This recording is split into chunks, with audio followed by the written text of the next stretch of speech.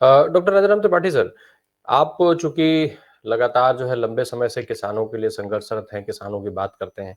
Bharatiya Janata party की जो सरकार है, वो भी लगातार किसानों के मुद्दे को उठाती रही है। उनके उनका जो आय दोगुनी करने की बात करती है, उनको तमाम सुविधाएँ देने की बात करती है। हालाँकि कृषि कानून का जो बिल आया उसमें काफ़ी कुछ बदला किसानों को लेकर के, लेकिन इन सब के बावजूद भी वोटर टर्नआउट उनका उनके फ़ेवर में रहता है।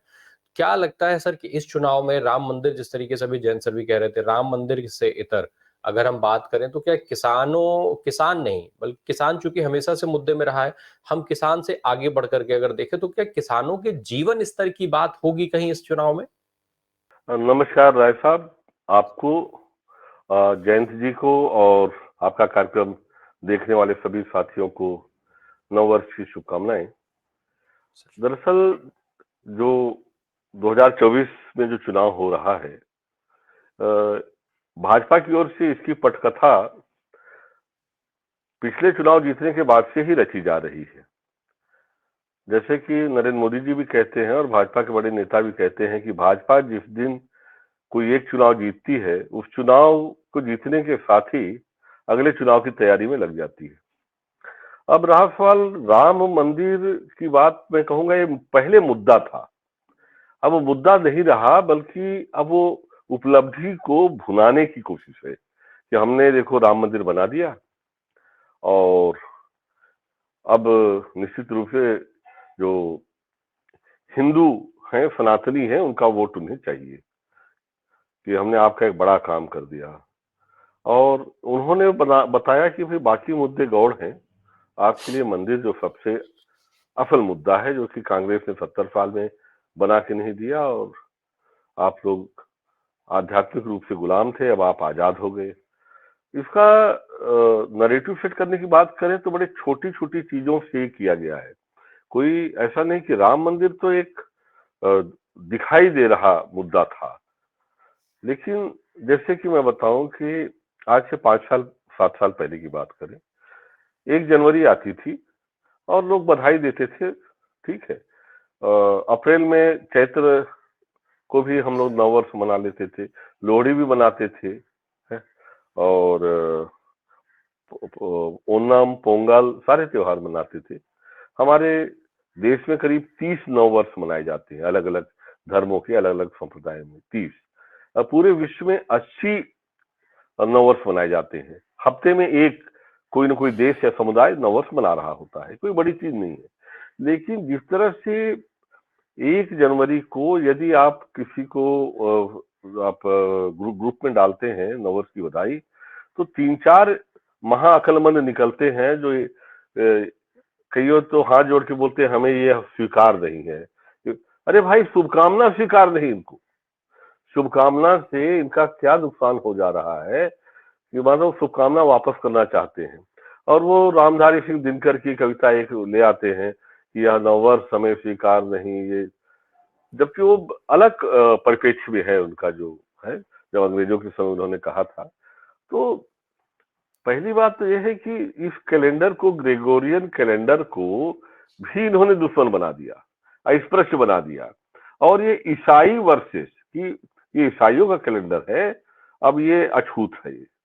तो इस तरह से धीरे धीरे जब बांटने के लिए ढेर सारे खांचे बना दिए जाते हैं और धीरे धीरे हाँकते हाँकते हमको अलग अलग दड़बों में, अलग अलग बाड़ों में कैद कर दिया जाता है, फिर वोट जो है थोक के भाव में लेना आसान हो जाता है। और भाजपा ने बड़े मतलब सोशल इंजीनियरिंग का पूरा उपयोग करते हुए धीरे धीरे अपने ये जो नैरेटिव सेट किए। मैंने तो चावल का एक दाना आपको कैलेंडर वाला बताया है। हर चीज में लेके, हर त्योहार को लेके आप देखेंगे कि अगर 25 दिसंबर क्रिसमस डे मना रहे हैं लोग, तो उसी दिन एक दूसरा दिवस ये मना लेंगे, योग दिवस, बाल दिवस, तुलसी पूजन दिवस। अरे तुलसी के सामने तो 12 महीने हमारी माता बहने, मैं दादी अम्मा को देखता था कि दिया जलाती थी शाम को। लेकिन नहीं, तुलसी विवाह अलग से होता है कार्तिक एकादशी को, लेकिन इन्होंने 25 दिसंबर को तुलसी पूजन दिवस बना दिया। तो अब एक वर्ग जो आंख मूंद के न हिस्ट्री पढ़ता है, न ज्योग्राफी पढ़ता है, न इकोनॉमिक्स पढ़ता है, वो इनके पीछे दौड़ रहा है। वो आपसे बहस करने को तैयार हो जाता है। ये जो इनका वोटर है दिनों दिन बढ़ता जा रहा है, पहली चीज। मैं माफ करिएगा राय साहब, आपकी इस बात से इत्तेफाक नहीं रखता कि 5 किलो चावल का मुद्दा इनको वोट दिला रहा है और उसके दम पे जीत रहे हैं। हालांकि ये बार बार ऐसा इनके जो पिटारे में कुछ लेखक हैं जो, या मैं कहूंगा इनके दड़बे में जो लगातार लेख लिख रहे हैं, इनके चुनिंदा समाचार पत्रों के संपादकीय में, वो बार बार इस बात को ले आते हैं कि अगले चुनाव में ये 5 किलो चावल के जो 80 करोड़ वोटर हैं, वो जो है 80 करोड़ परिवार, माफ करिएगा, वो जो है सबसे बड़े वोटर हैं, वो जिताएंगे। ये जानबूझ के कुछ स्थापित करने के लिए किया जाता है। यदि वो 5 किलो चावल के दम पे सरकार बनती तो भूपेश बघेल तो 35 किलो दे रहे थे सर। गरीबों को नॉमिनल प्राइस पे 1-1 रुपया पे मिल रहा था, मतलब थ्रो अवे प्राइस पे दिया जा रहा था। उनके तो खाते में कर्जा माफी के लाखों रुपए गए हैं। 3200 रुपया में धान खरीदने को तैयार थी। मैं नहीं मानता ये मुद्दे जो है सरकार बना रहे हैं। ये इस तरह से स्थापित किया जा रहा है कि ये इन मुद्दों के कारण ये सरकार आएगी या जीतने वाली है।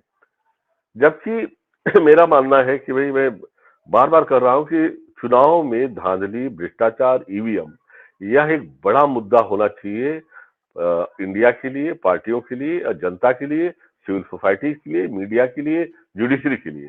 ये होना चाहिए क्योंकि सारी राजनीतिक समझ के बावजूद, जमीनी समझ के बावजूद, मैं कहता हूं कि ये जो 3 राज्यों के रिजल्ट्स हैं, यह जो है वास्तविक परिणाम से परे है। आज भी मैं कहता हूं कि अगर निष्पक्ष जांच कराई जाए तो इसमें बड़े घोटाले निकलेंगे। मध्य प्रदेश में भी बहुत सारी आवाजें उठी, लेकिन एकजुट आवाजें नहीं हुई है, लेकिन आवाजें उठी है। भूपेश बघेल ने भी इसी हफ्ते कहा कि भाई ये ईवीएम वाला जो है, हमें समझ में नहीं आ रहा है कि वोट ऐसे हुआ कैसे।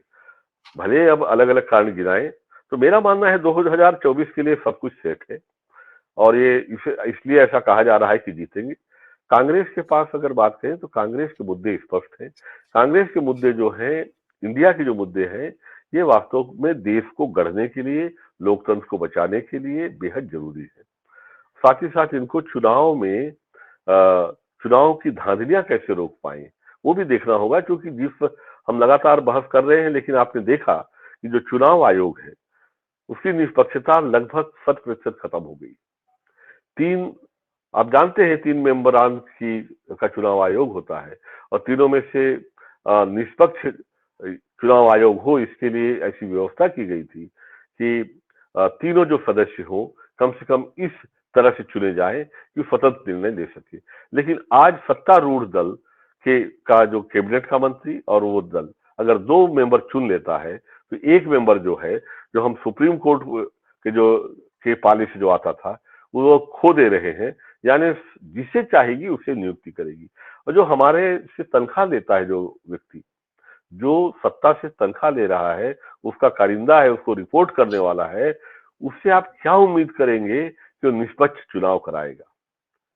ये चैलेंज जो ईवीएम को देते हैं, बार बार कहा जाता है, वाहियात बातें हैं, बिल्कुल वाहियात हैं कि जब मिल जाए, चुनाव आयोग मेरा सपोर्ट करे तो मैं भी ही ईवीएम, क्या कोई भी मशीन हैक कर लेंगे। अगर नासा का वैज्ञानिक कंट्रोल हमारे हाथ में दे दे तो हम लोग भी बैठ के देख सकते हैं चंद्रमा में क्या हो रहा है, हम भी उससे वॉक करा सकते हैं अगर हम पढ़े लिखे हैं तो उस विद्या को। तो मेरे कहने का मतलब ये बड़ा मुद्दा है राय साहब, मैं इसे ले आ रहा हूं, मैं लिख भी रहा हूं इस पे। और मेरा मानना है मुद्दे जितने भी हैं, भाजपा के मुद्दे जो हैं ज्यादातर नकली मुद्दे हैं। देश के रोजगार से, स्वास्थ्य से, शिक्षा से इनका कोई संबंध नहीं है, देश के विकास को लेकर भी नहीं है।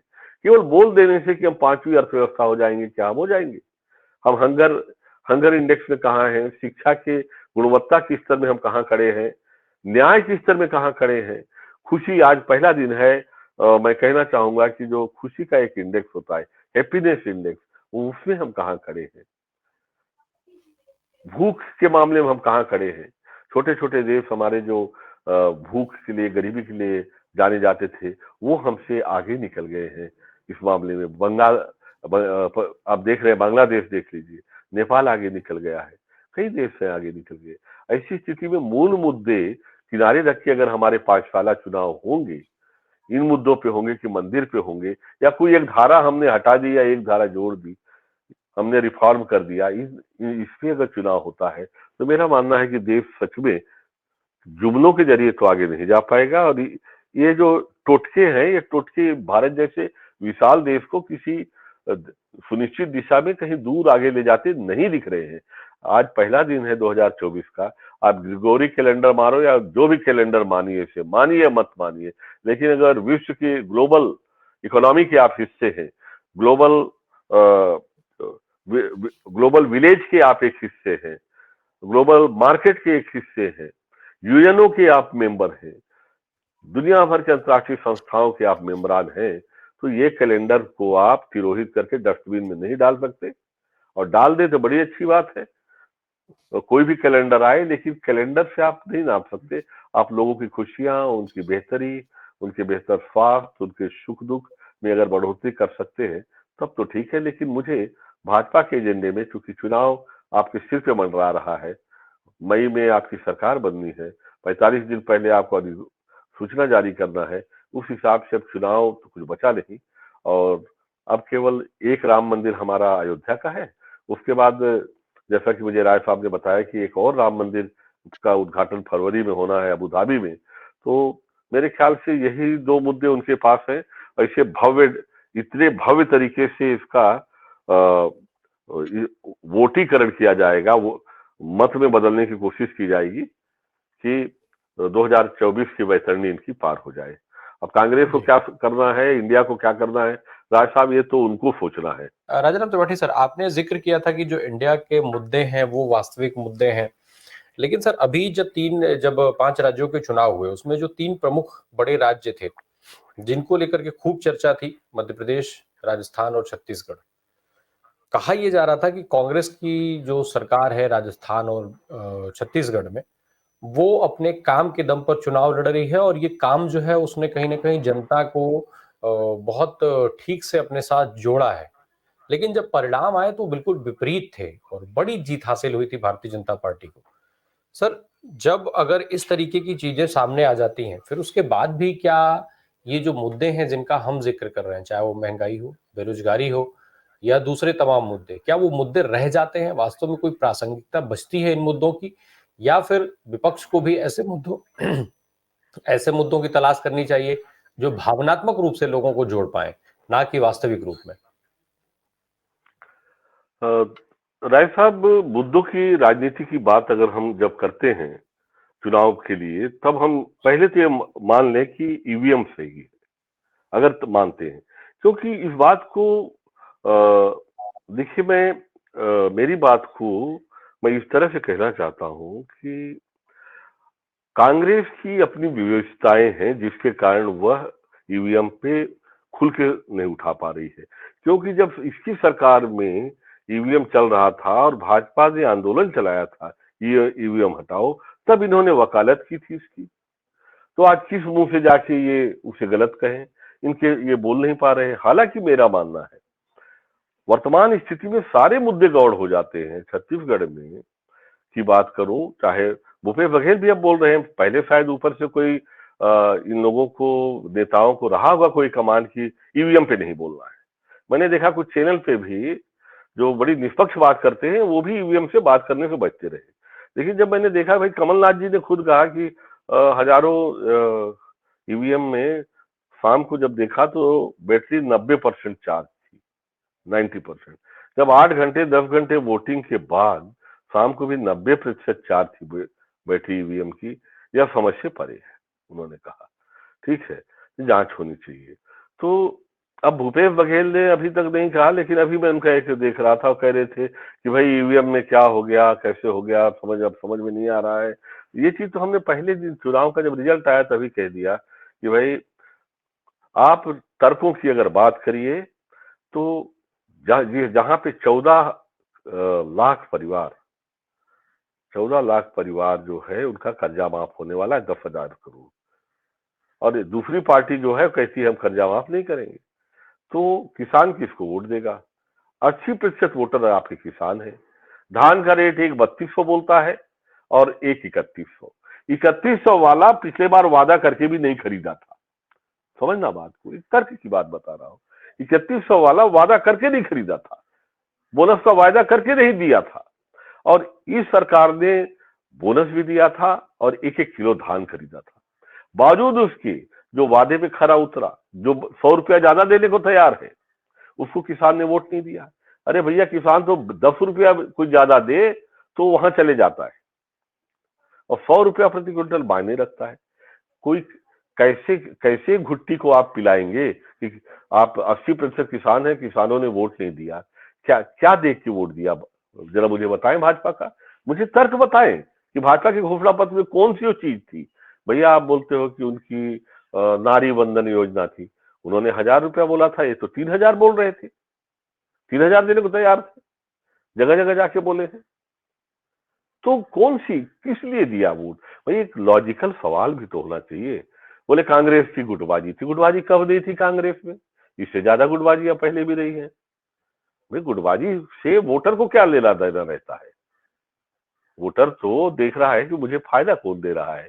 तो मुद्दों की बात अगर हम आज करते हैं तो बेईमानी होती है, अगर मुद्दे पे वोट नहीं पड़ते तो। मुद्दे हैं, मुद्दे अच्छे मुद्दे लेके चल रही है इंडिया, इसमें कोई दो मत नहीं। इस देश में विकास का रास्ता सामाजिक न्याय के रास्ते से जाता है। अति पिछड़ा जो है उसकी जनगणना हो, उसकी क्या स्थिति है वो देखें, उस तक लाभ पहुंचाए, बड़ा अच्छा मुद्दा है। धर्म धर्म के मुद्दे से अगर ऊपर उठने की बात है तो ये मुद्दा काफी है अपने आप में, और इस मुद्दे पे बहुत काम करना है। और कांग्रेस इसलिए बोल सकती है क्योंकि उसने काम किया है। उसी ने है जो अछूत अस्पृश्यता निवारण कानून बनाया, आयोग बनाए उन्होंने आदिवासी विकास के लिए। 1952 में उन्होंने पिछड़ा आयोग बनाया था, काका कालेलकर की अध्यक्षता में, पिछड़ा वर्ग के लिए। तो लगातार उन्होंने काम किया है और वो बोल सकते हैं इस बात को, लेकिन जो कुछ कर्म किए हैं कांग्रेस ने, उसकी सजा भुगत रहे हैं। और ईवीएम उनके गले में फांस पड़ी हुई है। सिविल सोसाइटी इतनी ज्यादा सशक्त नहीं है कि सड़क पे उतर के बात करे। जुडिशरी को समझ में नहीं आता है टेक्निकल इशू, जैसा जयंत जी ने कहा, वो वकील खड़े होकर जो समझा दिया वो उनको समझ में आता है। तो उनके आंख पे तो पट्टी बंधी हुई है, वो मूर्ति जो खड़ी की जाती है इसी बात का प्रतीक है। वरना भाई चिमन भाई मेहता जो गुजरात के पूर्व सीएम थे, उनका बेटा आईटी का एक्सपर्ट है, उसने तो ये जो दिखाया, आपके दर्शकों को भी बता रहा हूँ, आप लोग आधे आधे से ज्यादा लोगों ने देखा भी होगा। मैं जयंत भाई की तवज्जो उस पर चाहूंगा। जयंत भाई, उसमें दो चिन्ह रहते हैं, केला और आम। वोटर आता है, केला दबाता है, केला दिखाई भी देता है और पर्ची कट के अंदर गिर जाती है। फिर उसके बाद दोबारा आता है, फिर आम दबाता है, फिर आम का भी दिखाई देता है, उससे पर्ची गिर के अंदर चली जाती है। लेकिन जब अंदर से पर्ची निकाली जाती है तो दोनों में केला रहता है, दोनों में केला रहता है पर्ची। यानी पर्ची गिनी जाएगी तो भी सरकार उन्हीं की आएगी। डिजिटल इमेज जो दिख रही है वो भ्रामक है। तो ये खेल जब वो करके दिखा सकते हैं, एक मशीन में है, एक प्रोटोटाइप में बना के कर सकते हैं, इसमें क्यों नहीं हो सकता सर? मशीन बनाने वाला क्यों इसके गुर नहीं बता देगा, पैसा मिलेगा तो?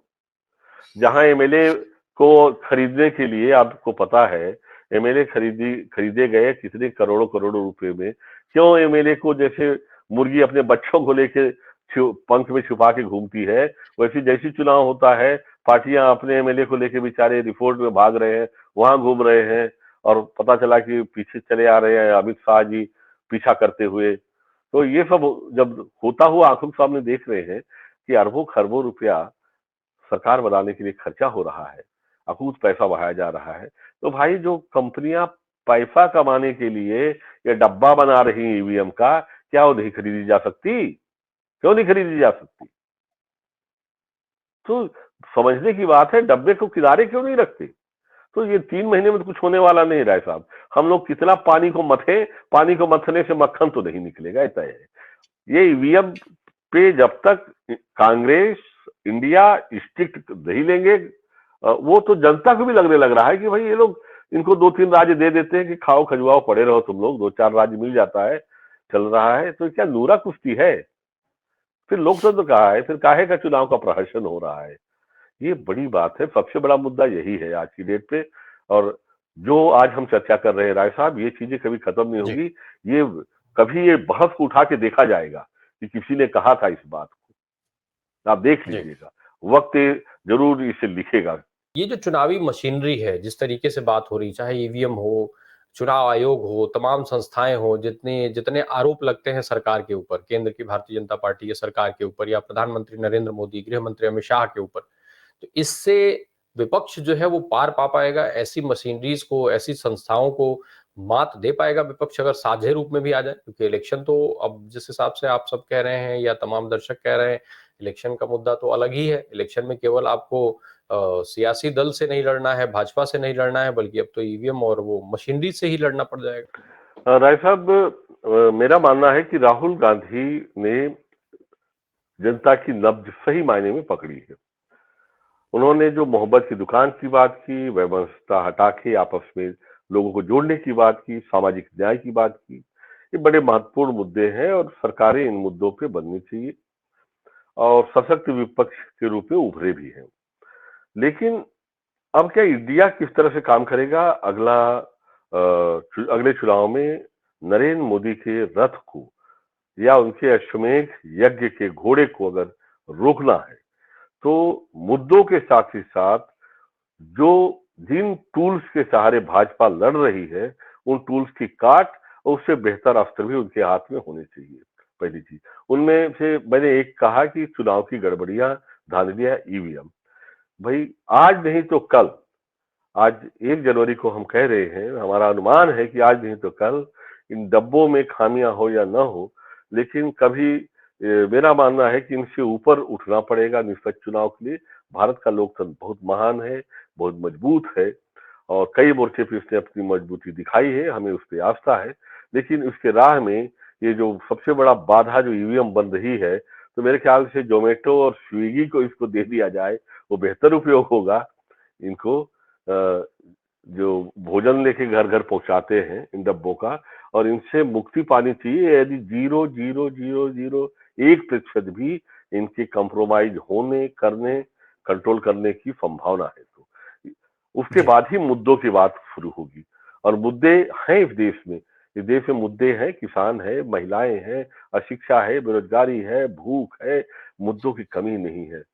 बेहद जी, 2024 के पहले दिन भी आज हम देख रहे हैं चारों ओर वो सारे मुद्दे जो हमारे समाज में थे, आज भी ज्वलंत मुद्दे बने हुए हैं। आज भी राह देख रहे हैं अपने नेताओं की ओर, अपनी मशीनरी की ओर, सरकार की ओर, कि कुछ करे और कुछ स्थिति बेहतर हो। विशेषकर किसानों की बात कहूंगा, स्थिति बहुत खराब है। मैं बात खत्म करना चाहूंगा। भारत की खेती आईसीयू में है और किसान जो है सबसे बुरे हाल में है, सुसाइड कर रहा है। अभी हाल में ही छत्तीसगढ़ में, अभी कुछ दिनों पहले एक किसान ने कर्ज न पटा सकने के कारण मेरे बस्तर में सुसाइड किया है, अभी हाल में। मैं सोचता हूं अगर उसे कर्ज माफी मिल गई होती राय साहब, तो शायद वो सुसाइड न किया होता और वो उसका परिवार आज खुशहाल होता। हमें देखना होगा कि आने वाले दिनों में इन पार्टियों की रीति नीति कैसी होती है। क्या किसान सुसाइड करते रहेंगे या उनके लिए भी कोई रास्ता राम मंदिर सीतर इस चुनाव में निकलेगा?